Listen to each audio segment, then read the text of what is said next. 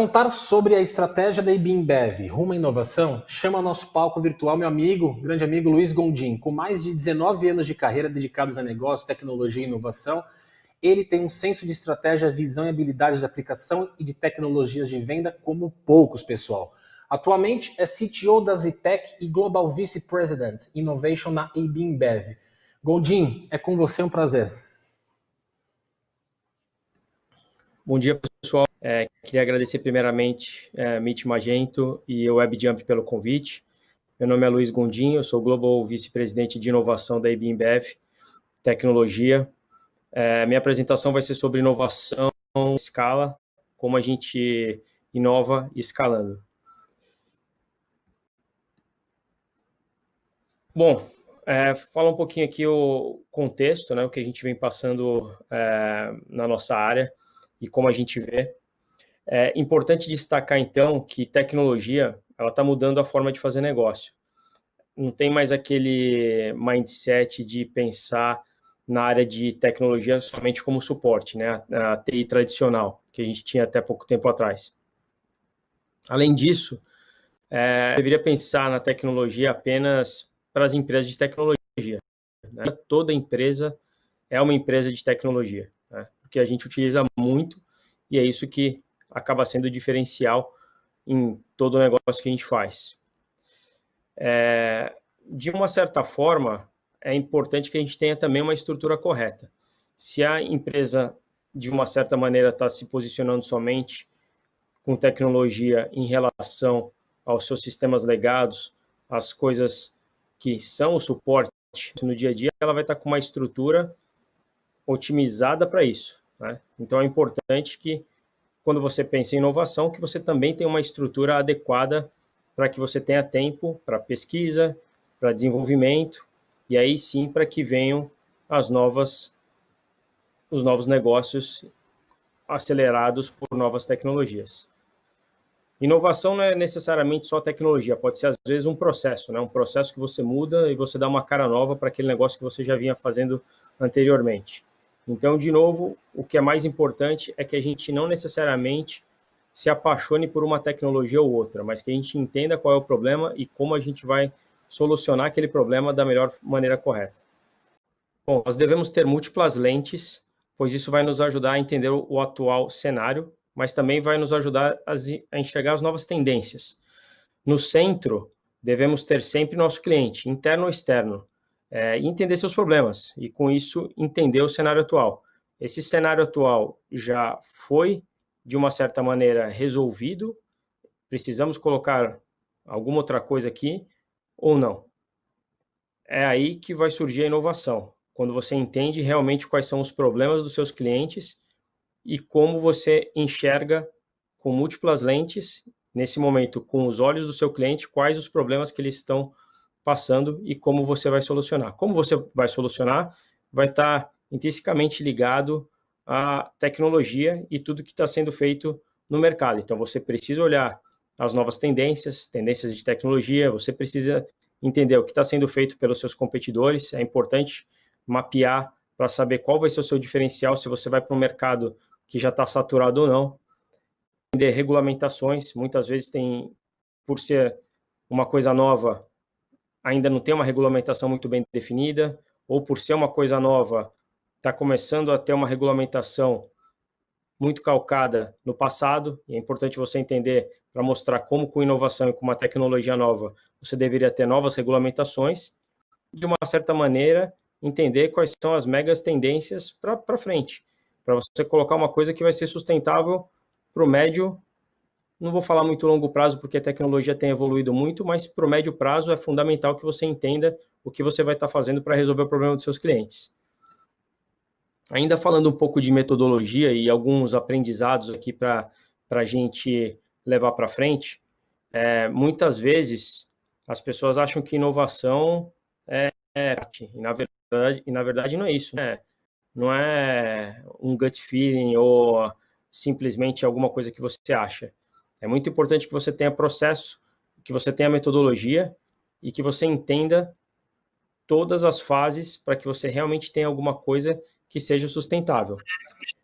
Então, se você olhar rapidamente esse framework que eu coloquei aqui, a gente acaba falando que você precisa entender o seu cliente, o seu consumidor, com entrevistas, entender o mercado, gastar realmente sola de sapato, tá, onde as coisas acontecem, falar com esses seus clientes, de novo, seja interno ou seja externo, e aí entender realmente quais são os problemas que eles estão passando.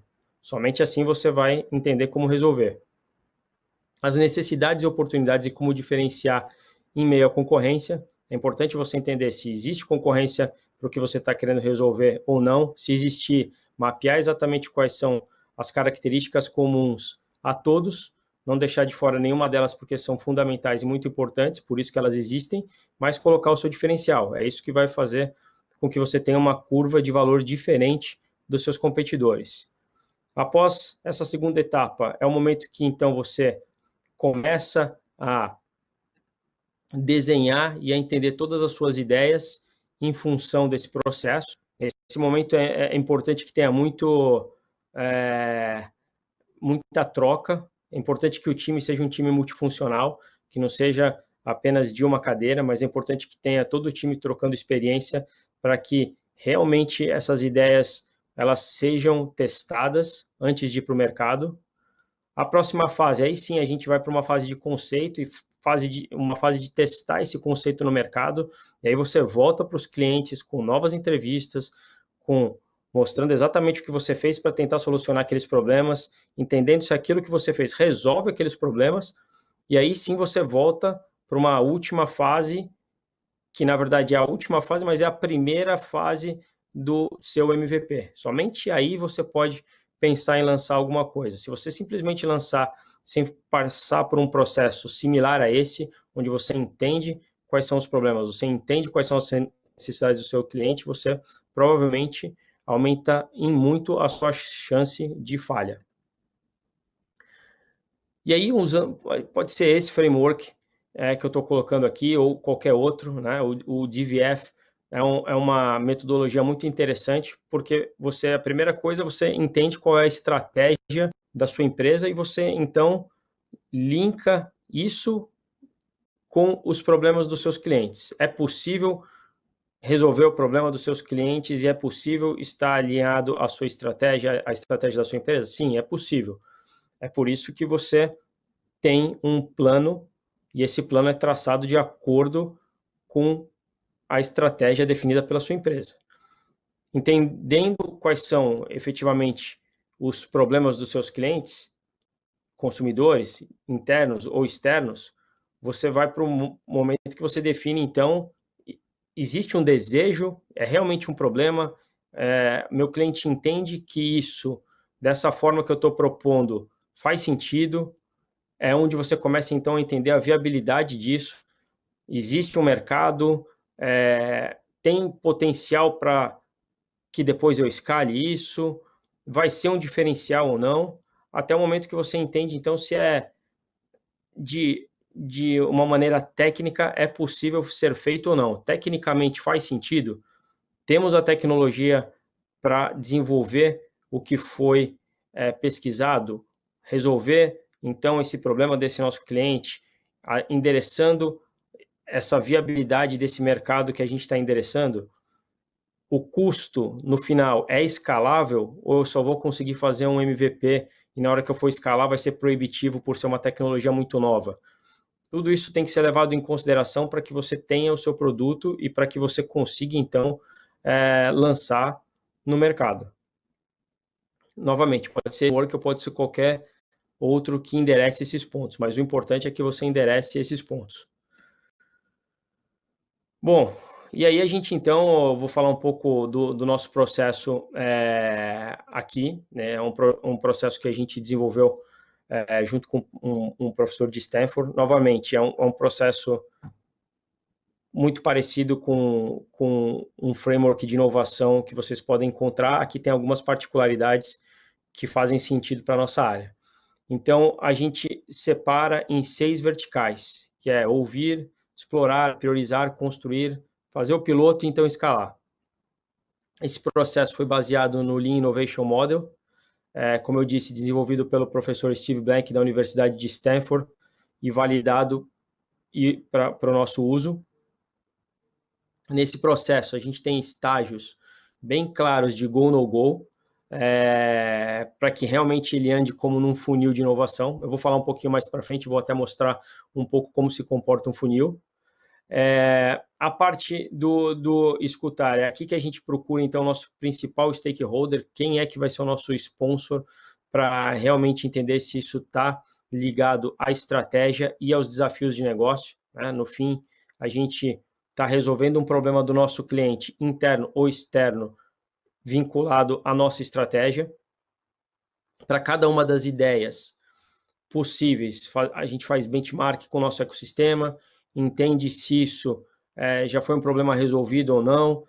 Pode ser que esse problema já tenha surgido anteriormente, a tecnologia em algum momento passado era proibitiva e agora não é. E aí é nesse momento, então, que a gente passa para a parte de explore, a parte de explorar, porque aí a gente começa, então, a falar, tá bom, vamos ver para esses problemas que a gente acabou de elencar, que a gente ouviu, que a gente entendeu, que foram priorizados, se existe uma tecnologia para que a gente enderece ou não. Uma dica importante é que, às vezes, a tecnologia que a gente acaba avaliando, ela foi criada por um propósito, pelo seu inventor, mas a gente consegue utilizar aquela tecnologia para algum outro propósito, né? Então, a gente acaba vendo muito isso. Essa é um pouco, se é que existe alguma arte em inovar isso, você usar uma tecnologia que foi desenhada para um propósito e você aplica para outro propósito, resolvendo um problema de negócio, um problema real. E é nesse momento, então, que a gente passa para a próxima fase de priorização. Essa fase de priorização, depois, então, que você ouviu, entendeu o seu cliente, depois que você achou como endereçar aquele problema, é o momento que você vai entender se, tá bom, é uma coisa que eu consigo endereçar agora ou não, é uma coisa que, se eu endereçar agora, eu vou conseguir escalar depois ou não, é uma coisa que vai estar alinhada com a nossa estratégia de médio, curto e longo prazo ou não. Então, é por isso que a gente aplica novamente, nesse momento, a metodologia de DVF, que é o momento que a gente entende, então, as 3 fases e a gente valida para ir para a próxima fase. A próxima fase é a parte, então, que a gente começa a construir, né? É uma parte que a gente está desenhando um MVP, é uma parte que a gente pode testar, tem bastante liberdade para fazer coisas diferentes, para a gente testar produtos diferentes, para a gente ir para o mercado, um mercado que a gente consiga, então, testar essa hipótese com essa solução, com esse desenho, e então ver se é o que a gente vai levar para frente ou não.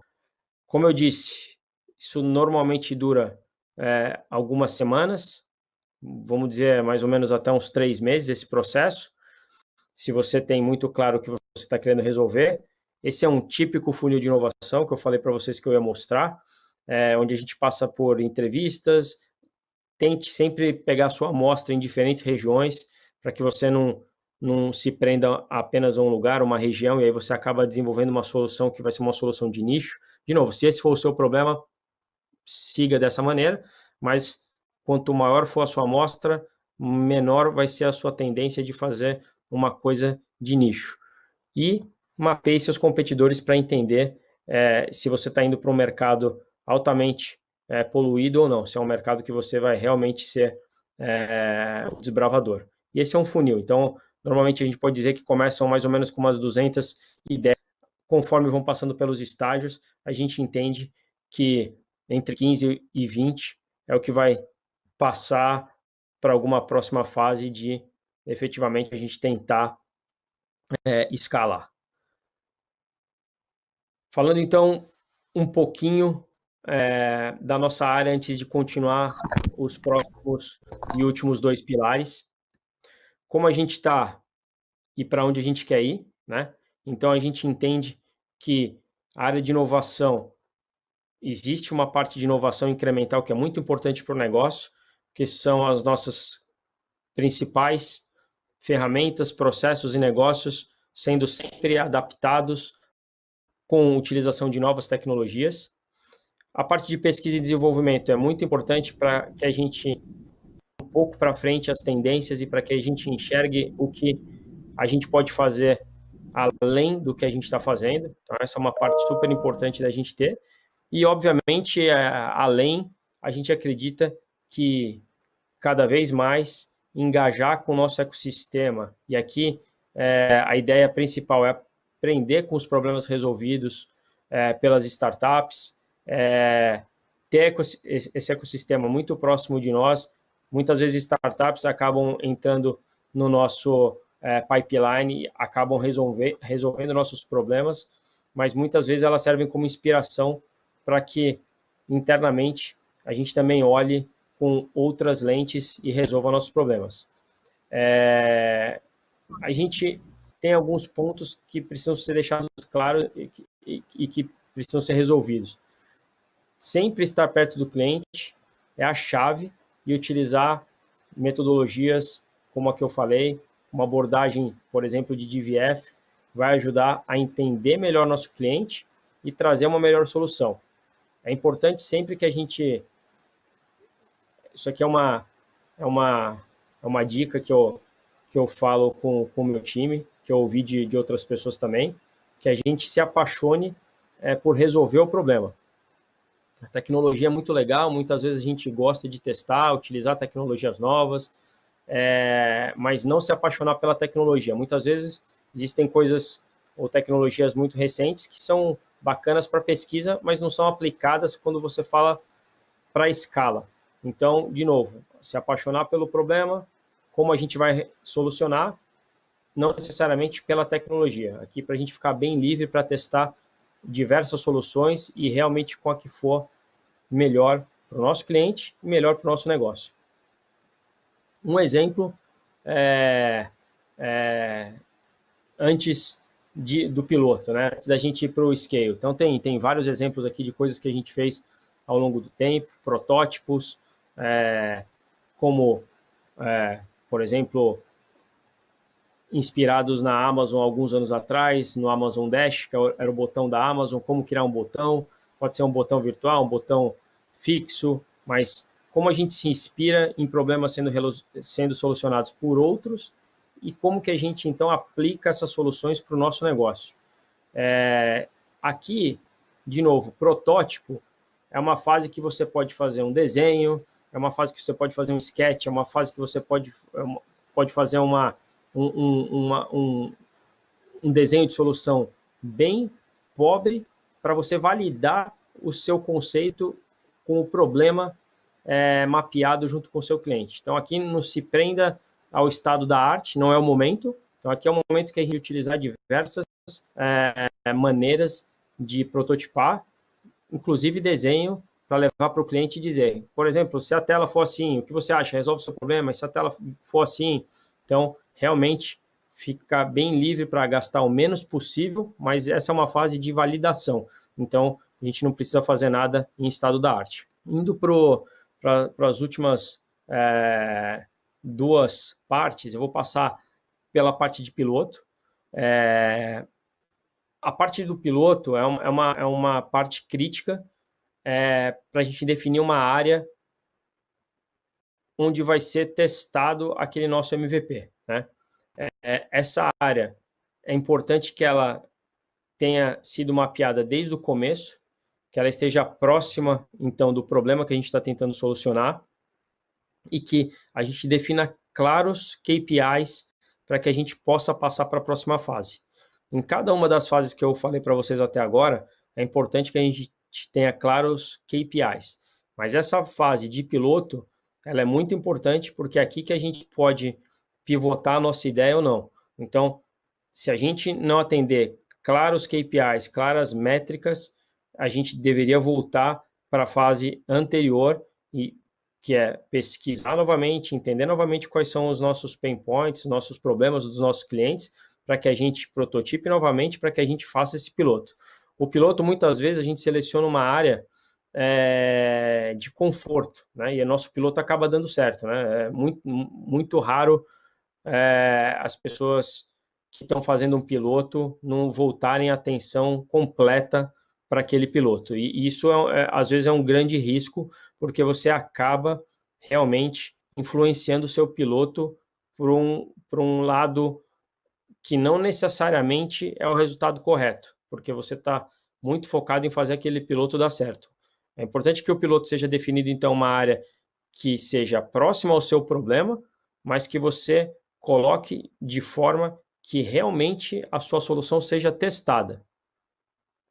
É importante que a gente tenha aqui, nesse momento, um entendimento de depois dessa fase que a gente vai escalar ou não a nossa solução. Então, não podemos nos enganar e fazer uma solução que não vai para frente, porque depois, no momento que a gente escala, a gente vai levar para frente um problema muito maior. Vou dar alguns exemplos para vocês sobre piloto que a gente fez nesse momento que a gente está de pandemia, coisas que foram feitas rapidamente para a gente atender um propósito que não necessariamente vão ser escaladas ou não, e algumas outras que sim, dado o resultado muito positivo, vão ser escaladas. Foi criado, nesse momento de pandemia, um grupo específico dentro do grupo de inovação e um grupo específico multidisciplinar na nossa empresa para que a gente pudesse, então, propor algumas soluções inovadoras para esse momento. E eu estou falando só algumas delas. Por exemplo, como a gente detectar um empregado se ele está com algum sintoma antes de ir para as nossas fábricas, por exemplo, né? E aí prover todo o acesso para esse funcionário antes dele ir, né? Alguns outros processos, por exemplo, como screening de temperatura, antes dele entrar numa área fabril, né? Isso foi um outro piloto que a gente fez e que está sendo testado agora em uma das nossas fábricas, também com uma tecnologia inovadora, pensando num problema claro, que é contaminação. E o terceiro também pensando em como deixar superfícies por mais tempo livres, porque a gente sabe que superfícies infectadas contaminam por muito tempo, desenvolvendo polímeros, por exemplo, para que a gente possa limpar essas superfícies com desinfetante de longa duração. Entre outras, foram desenvolvidas várias inovações ao longo desse período em todas as áreas de negócio por todo o mundo. O Brasil desenvolveu várias iniciativas muito bacanas que estão todos no site da Ambev. Se vocês tiverem mais interesse, vocês podem ir lá. Realmente, nesse momento de pandemia, o grupo de inovação multidisciplinar conseguiu trabalhar para a gente desenvolver e atacar várias coisas muito interessantes para que a gente evite o contágio e para que a gente ajude proativamente em várias frentes. Então, aconselho vocês a darem uma olhada no site da Ambev. Muito bacana as iniciativas que foram feitas. Falando da última fase, então, que é a fase de scale aqui, que é a fase de escalar, é realmente um dos maiores desafios, né? A transferência entre áreas, né?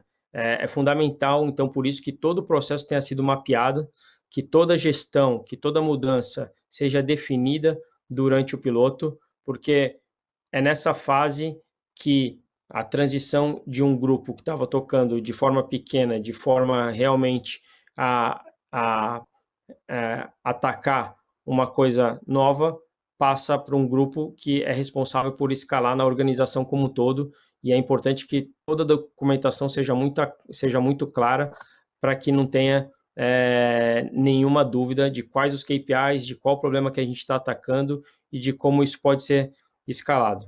Então, novamente, se forem necessárias novas pessoas para operar, apoiar ou qualquer outra coisa estrutural que precise ser adicionada nesse negócio, nesse novo processo, nessa nova área, é importante, então, que a gente mapeie tudo isso e que a gente documente tudo isso na fase de piloto, porque é isso que vai fazer aquela última fase que eu falei para vocês de economicamente viável. Então, eu preciso de pessoas, preciso de recurso, preciso de licença, preciso de hardware, o que eu preciso para garantir que a fase de escala vai realmente para frente. Bom, então, como a gente passou pelas 6 fases do nosso processo de inovação, eu queria resumir bem rápido em 3 grandes passos que consolidam esse espaço que eu falei para vocês agora, que é a primeira parte de inovação, que é onde a gente entende, valida, escuta o nosso cliente, então a gente desenha o nosso mínimo conceito, né? Aqui a gente está falando de conceito.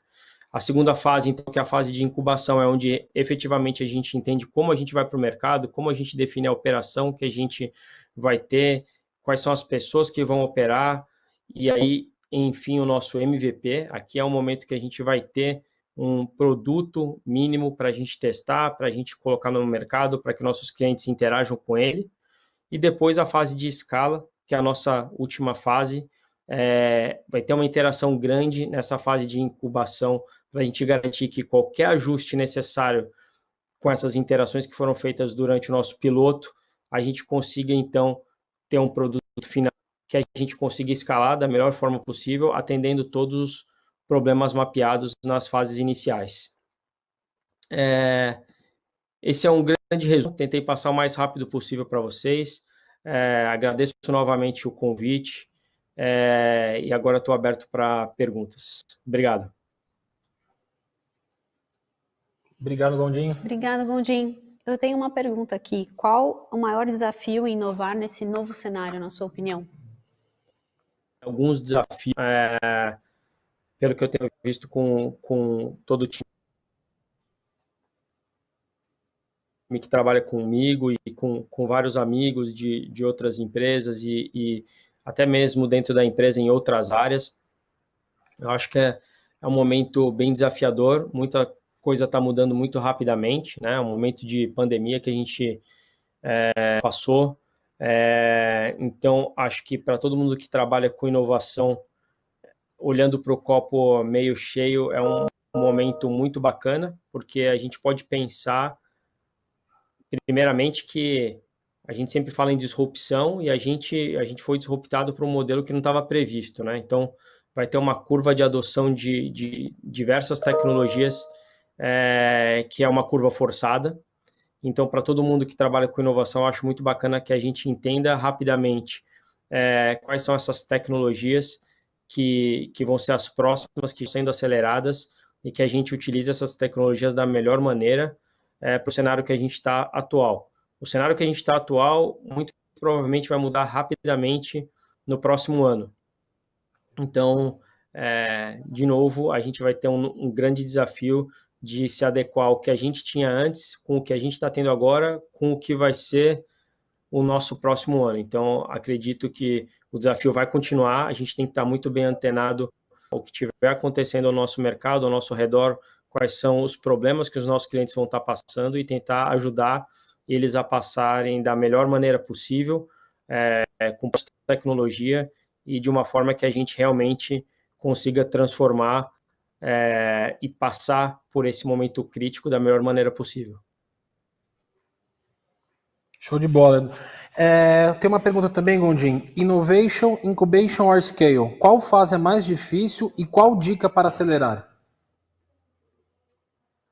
Legal, boa pergunta. Eu acho que as três fases elas têm seus desafios e são desafios diferentes.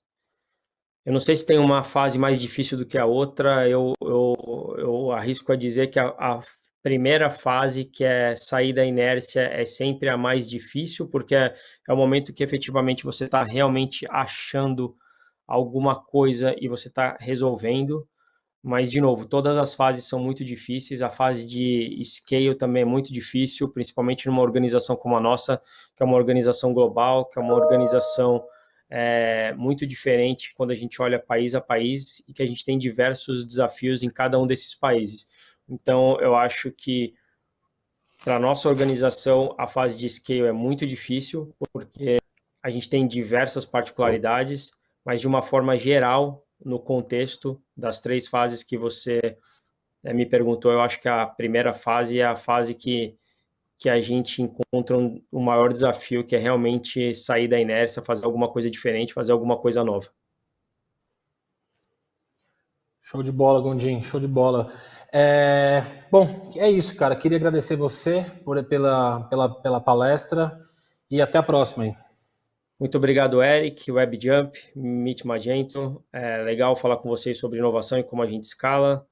Muito obrigado por essa oportunidade. Espero ter esclarecido um pouco como a gente trabalha e, de forma geral, quais são os processos que a gente segue e quais são os processos que, de forma geral, vocês podem seguir. Muito obrigado, agradeço a oportunidade.